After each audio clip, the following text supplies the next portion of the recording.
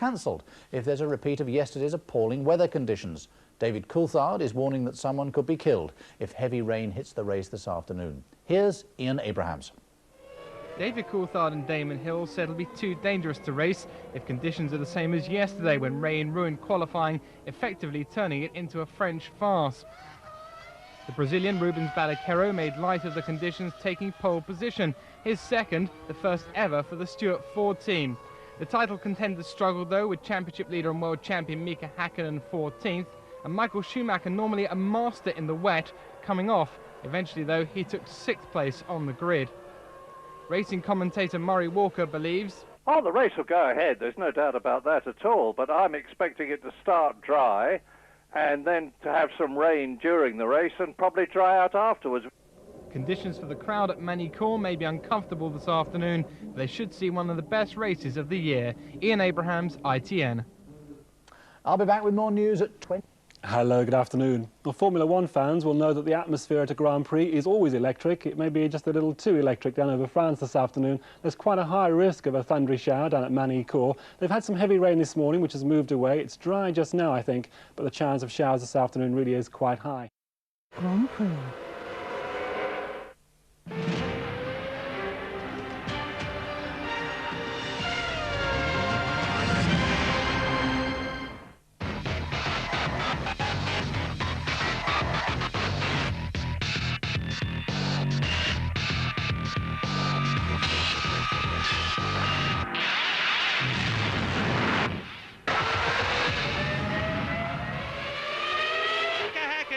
Wins in Montreal.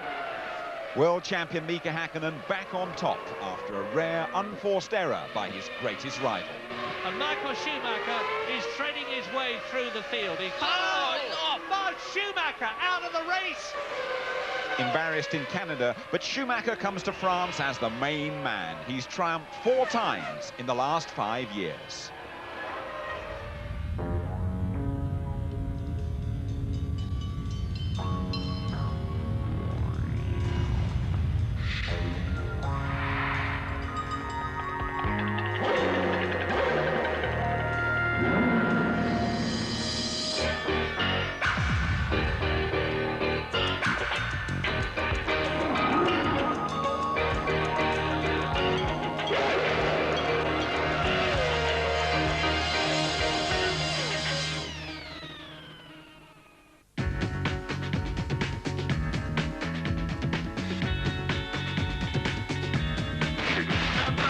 Multitude de cadeaux à l'occasion du Grand Prix de Formule 1. Radio Nevers, l'essentiel, comme ça. Au karting de Nevers-Manicourt.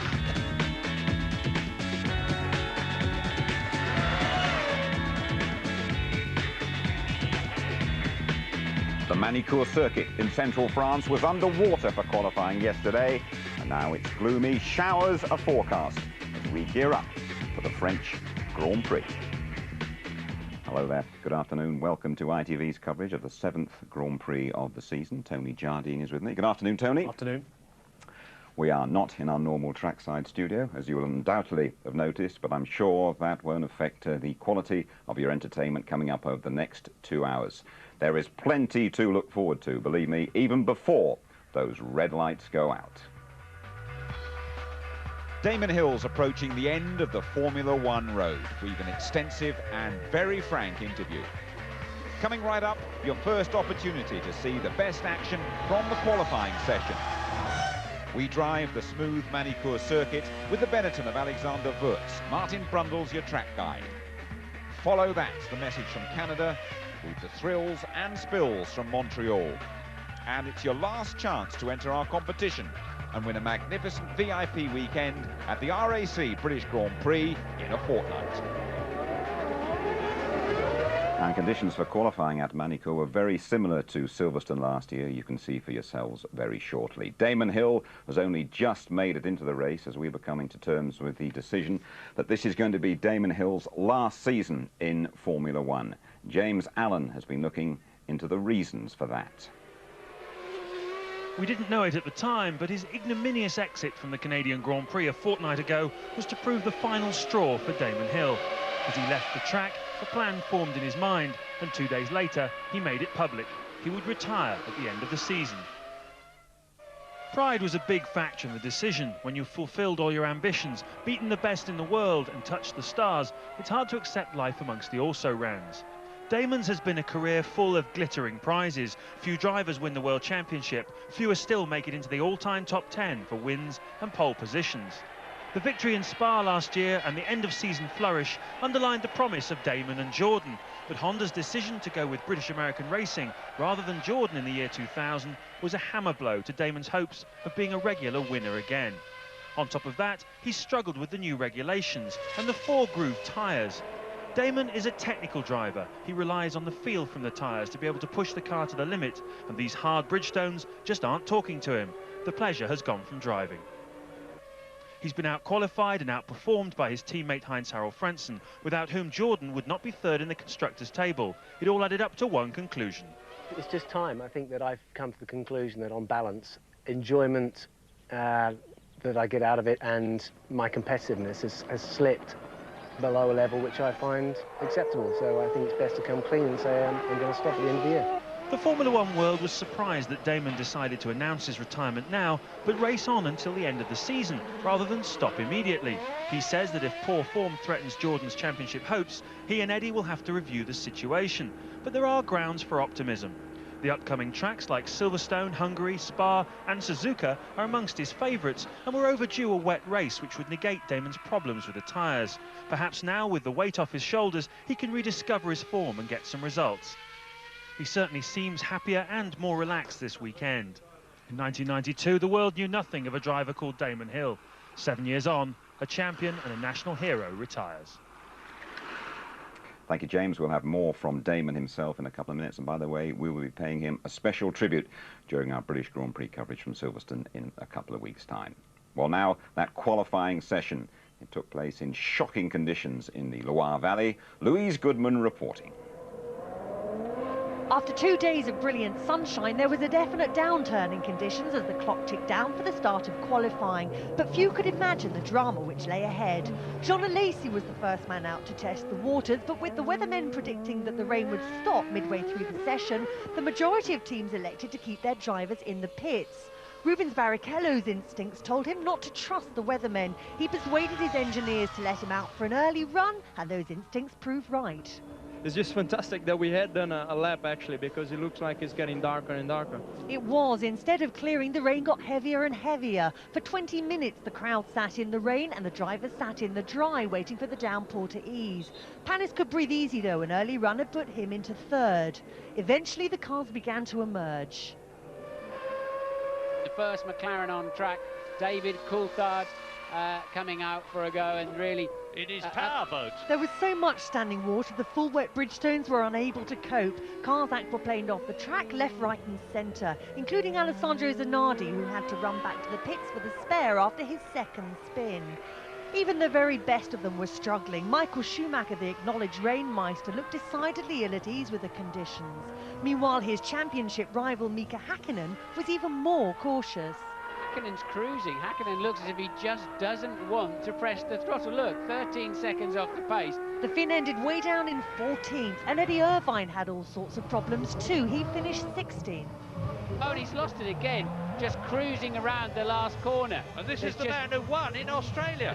There was even more trouble for Damon Hill. It wasn't just the rain. All the elements were conspiring against him. Water and 2 fires from broken exhausts spelt drama for the Jordan man.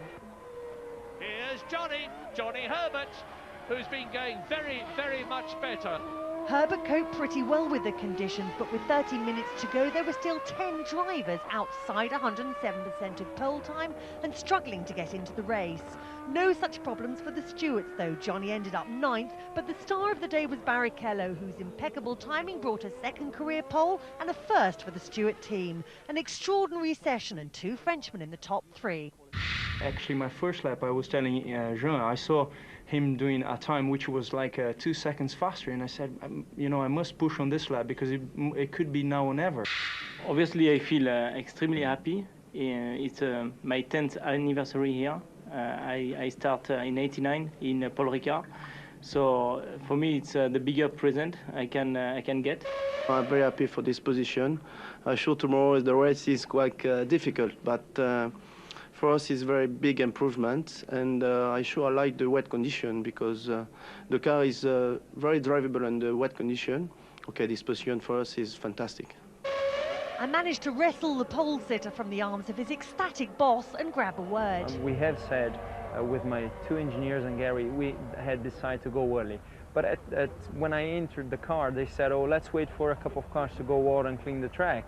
Then I accept the idea, but then when I saw Jean Alessi going, I said, no, time to go, there's time to go, because I just wanted to put a lap before anything happened. I mean, it could be drier at the end, which wouldn't affect my position anyway, because I would still have 8 laps to do, but I wanted to set that lap, and he was saying today it paid off.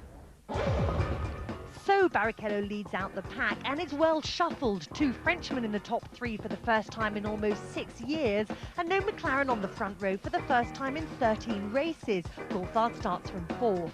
Frenzen's in 5th, and Michael Schumacher completes row 3. Fisichella and Trulli next, ahead of Johnny Herbert and Ricardo Zonta. That's his best ever grid position. The second Sauber is down in 11th, and then it's Zonta's teammate Jacques Villeneuve. Wirtz is on row 7. He's been there before this season, but not so Mika Hakkinen. 14th is his worst grid position since Argentina 1997. Both Williams struggled, and Eddie Irvine's grid position is his worst in 27 starts.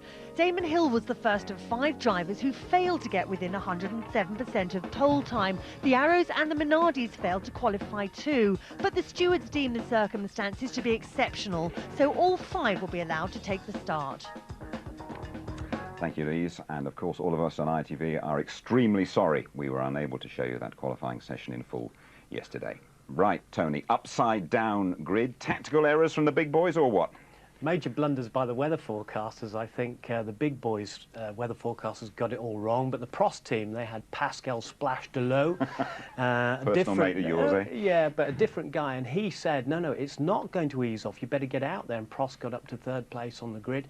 And when the rain was at its heaviest, David Coulthard was at his fastest, and he was at home in the conditions. Could be a good race, this one, for David Coulthard, do you think? I think it could be a great race for him. He's a great British prospect there in 4th place. He's great in the wet. He's way ahead of his teammates, so yeah. What about little Rubens Barrichello, first pole ever for the Stewart team? Is it going to be the first win? It could possibly be. They've been so competitive, and the car is very good. They haven't changed anything on the car from the dry settings to wet settings, just a little bit on the wing, and out they went. And also his wife won a new gold Rolex watch from Jackie Stewart for her husband's performance on the track. Not one of those dodgy watches, was it, that Jackie no, carries from around? Hong Kong. No, of course, well, it wouldn't be.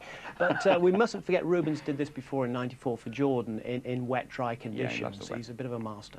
OK, thank you, Tony. Let me just remind you of how things stand in the Drivers' Championship. Mika Hakkinen back on top, 4 points clear of Michael Schumacher. Irvine really impressive in 3rd. Fisichella, Frentzen, Coulthard and Ralf Schumacher in a very competitive scrap. And in the Constructors' Championship, well, Ferrari's lead now down to 9 points. Jordan, Benetton and Williams are jostling for 3rd.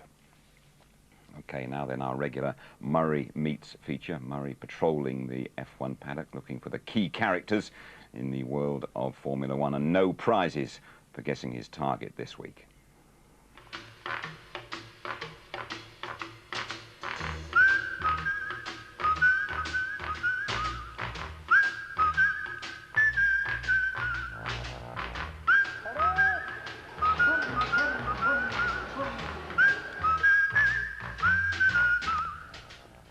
So who would you be expecting me to talk to this weekend of all weekends?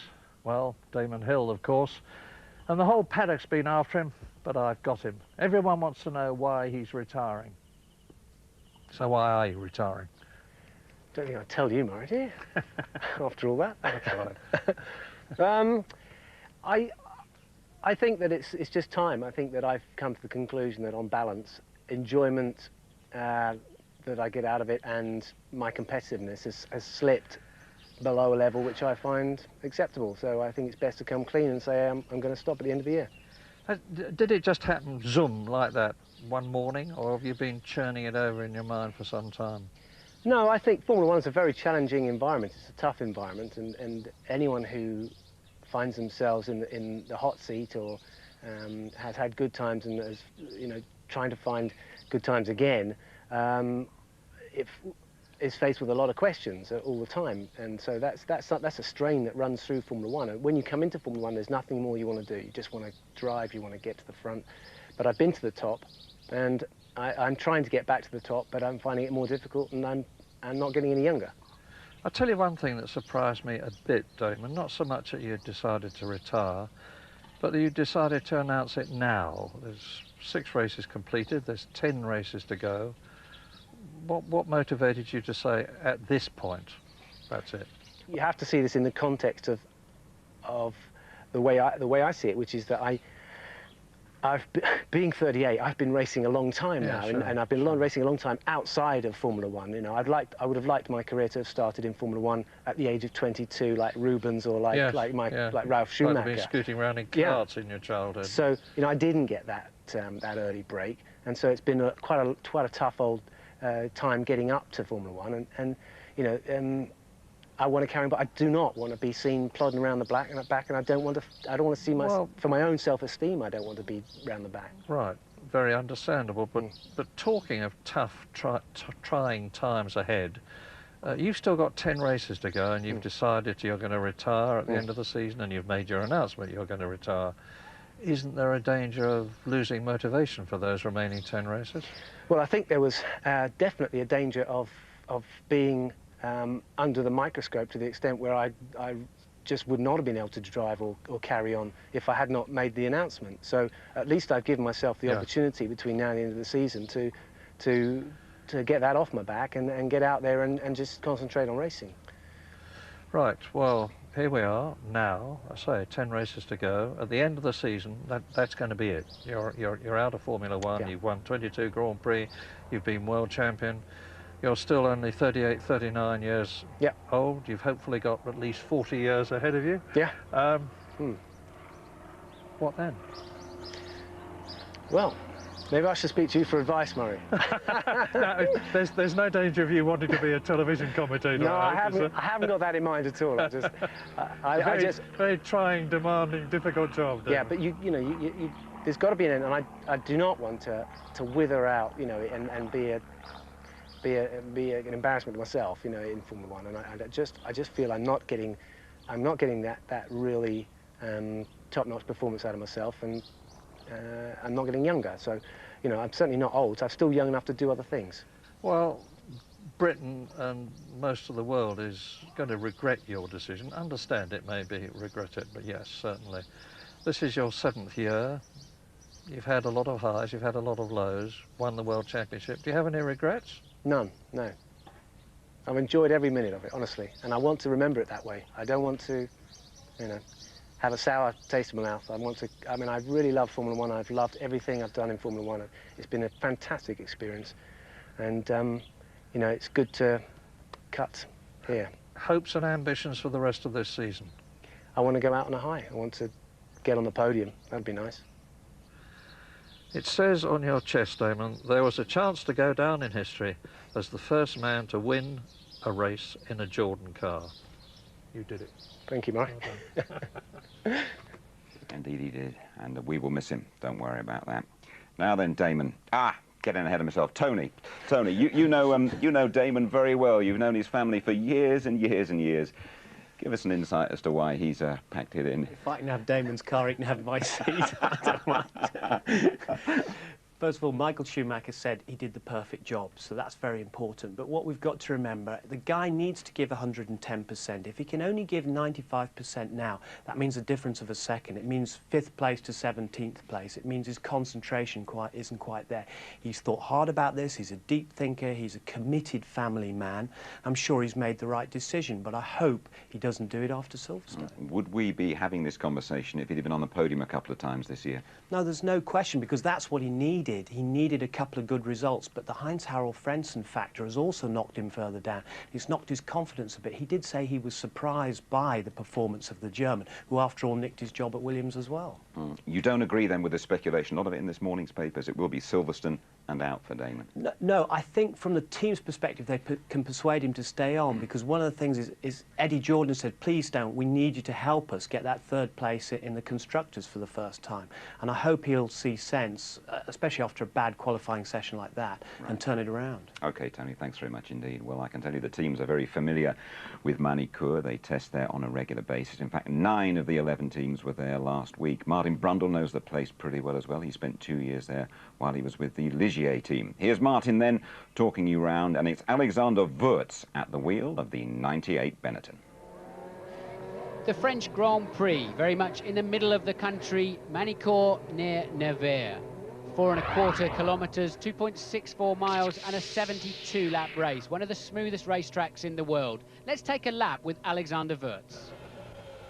Through Lycée, the last corner, there's the timing line. You're into the start-finish straight and immediately up to 165 miles an hour for the left-hander grand curve. Don't lift the throttle, but it's very narrow on the exit, feeding you straight into Estoril. Down to 110 miles an hour, let the car run into the middle, bring it back in again.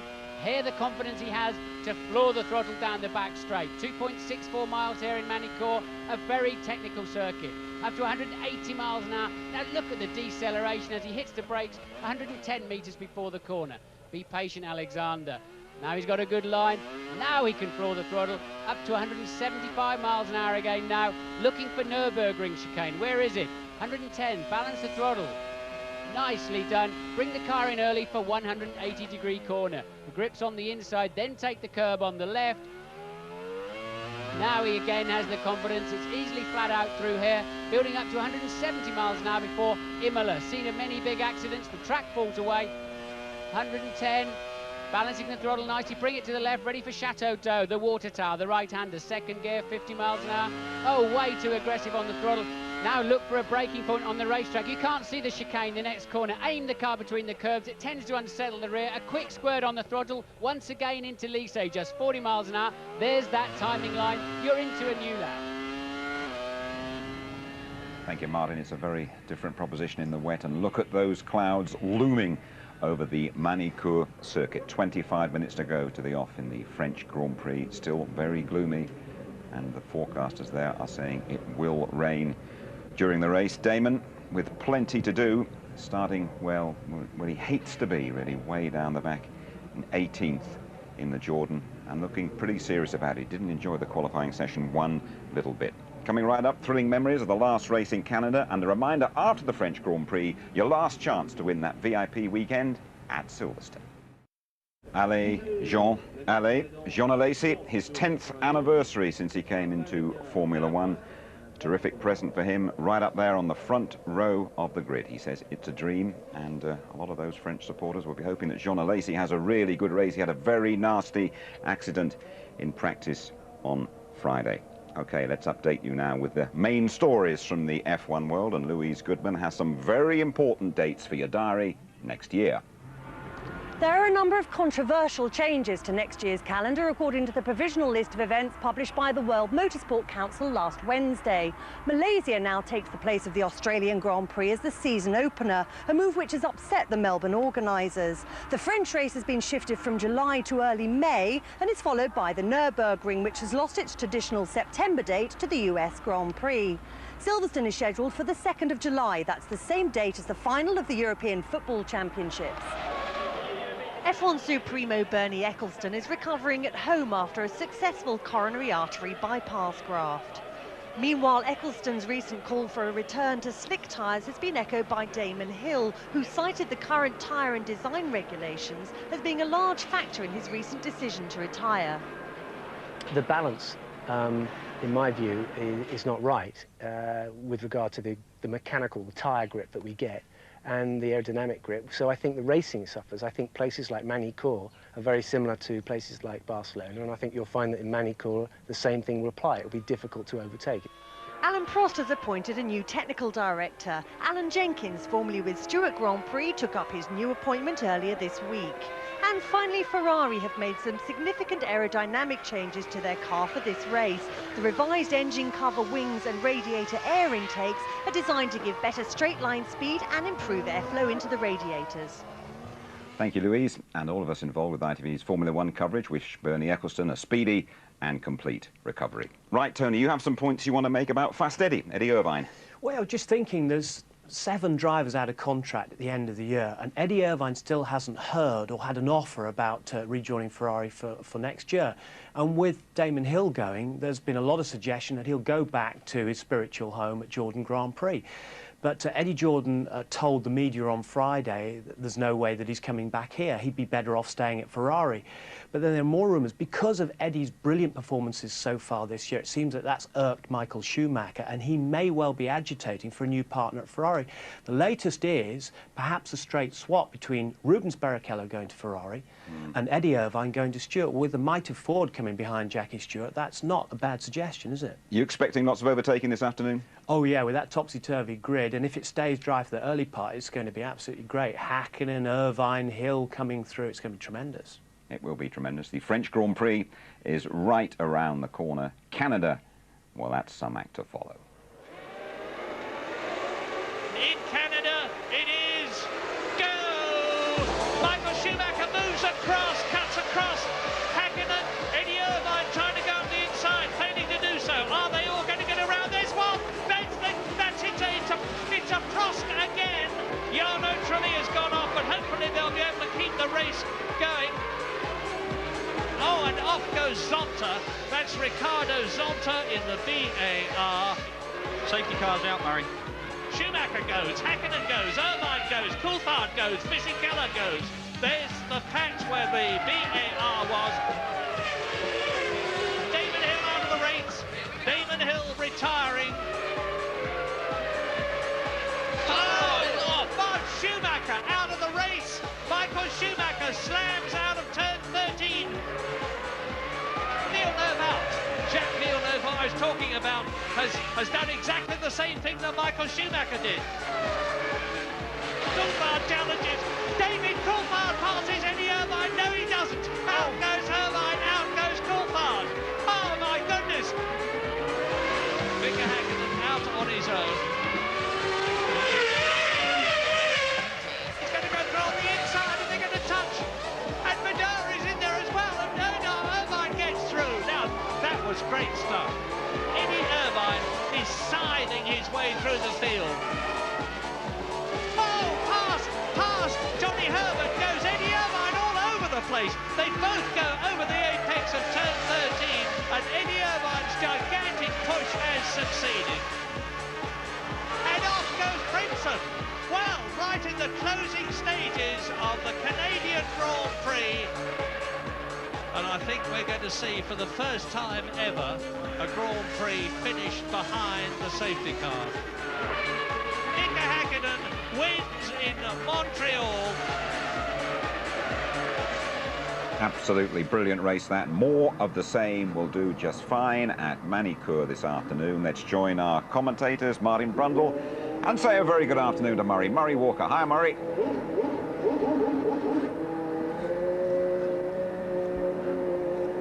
So here we are at Manicourt, and I can tell you I've seen some dramatic qualifying sessions in my time, but few anything like as dramatic as yesterday. In fact, my heart is in my mouth now thinking what's going to happen during this race. Look, for instance, at the skies above you. Look at the track, it's dry. When we got here this morning, it was absolutely lashing down with rain. There have been some subsidiary races, and during that time, the track has dried out, but the sky overhead is not only dull and overcast, but out of your sight, there are some massive rain clouds, and if it doesn't rain during this race, I shall be very surprised indeed. And what a grid! Rubens Barrichello, as you've already heard, in pole position for the second time in his career, the first time since 1954 in the Jordan. David Coulthard, a hot World Championship contender, he's in 6th position at the present moment, 4th on the grid behind Jean Lacey, 2nd in the Sauber, and Olivier Panis 3rd in the Prost. And then down in 6th position, Michael Schumacher. So there's a McLaren ahead of a Ferrari. Mika Hakkinen, 14th on the grid. He's got it all to do on a circuit where it's very, very difficult indeed to pass. Eddie Irvine in the second Ferrari, the man who won the Australian Grand Prix and is third in the World Championship, is starting 17th ahead of Damon Hill, who actually failed to qualify because of the adverse weather conditions. He's been allowed in, as you've already heard from Louise, the 2 Arrows and the 2 Minardi drivers. So it's very much a lottery, Martin. Yes, it is. A lot of the teams are expecting some rain through the race. I'm just looking at the humidity. It's 69% at the moment. I noticed yesterday it was 96% during that torrential downpour on our computer here. So it doesn't look anything like as threatening as that. But I know a lot of teams have been informed it could rain about an hour into the race. And Michael Schumacher's been quite smart. He's been lapping around on his new tyres. Of course, they didn't use any new tyres in qualifying yesterday, new slick tyres, the dry weather tyres yesterday. And he's been what they call cold scrubbing them. There's Eddie Irvine walking off to the gents. No, it's Michael Schumacher actually walking off to the gents, I'd imagine. They preload so much fluid here to make sure that the body's giving its maximum potential through the race, and almost all the drivers will be trotting off to do that. But Michael cold scrubbing his tyres, because if you have to go out onto a semi-wet, dry track later in the race, you don't want to be on brand new tyres. There's a releasing agent on them. There's a bit of a shine on the top that takes a few corners to get off, and it's very easy to slide off the racetrack in that situation. So Schumacher already got his brain into gear. You're looking at Diniz, that tape on his ear is to hold the moulded air piece in. We all wear those. I'm surprised some drivers need them taped, but as you get a bit dehydrated later in the race or shaking around over some curbs, they can sometimes just drop out, and it sounds like your engine is blown up. You get a tremendous change of engine noise if the air plug is unseated, but they are moulded to fit the driver's ear individually.